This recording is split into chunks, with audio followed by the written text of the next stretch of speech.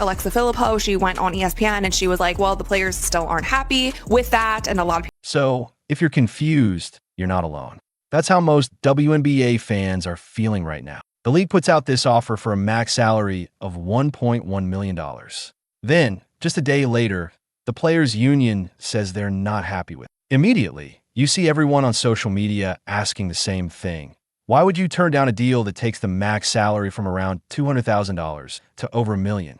But here's the thing almost no one is talking about. That huge $1.1 million number might not be as straightforward as it sounds. The real story here is way more complicated than just players being greedy or owners being cheap. Let's really get into what went down over the last few days. First, the WNBA went public with their offer. They said the max salary would be $1.1 million. The average would be about $500,000, and the minimum would be in the $200,000 range. Looking at it like that, it's a huge step up. The current max is only $220,000. So for the top players, that's a 5-time increase. But then you had Alexa Filippo go on ESPN and say the players still weren't happy. And of course, fans went nuts. The comment sections just blew up. Then a report from AJ Perez at Front Office Sports came out and completely flipped the script on what was really happening. So, according to that report, the $1.1 million figure isn't the guaranteed base salary. The base salary would actually be $850,000.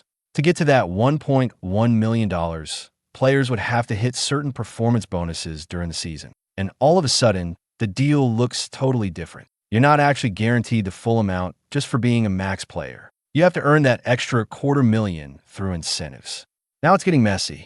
We have two completely different stories being told in public.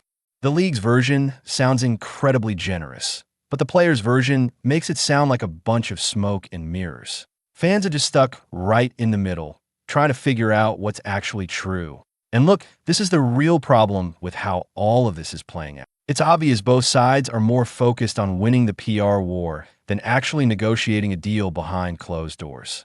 The league leaks their side of the offer to make it look as good as possible. The players then have to push back in public just to keep their leverage, and every little development gets reported like it's some massive breaking news, even when nothing has really changed.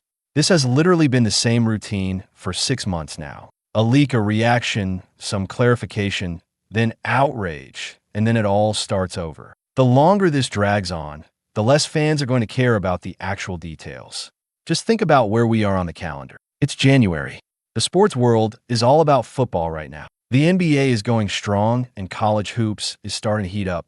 The WNBA season ended 4 months ago, so all the casual fans have moved on. The only people really following these negotiations have already made up their minds. You've got one group that says the WNBA has never made a profit, so the players are asking for way too much.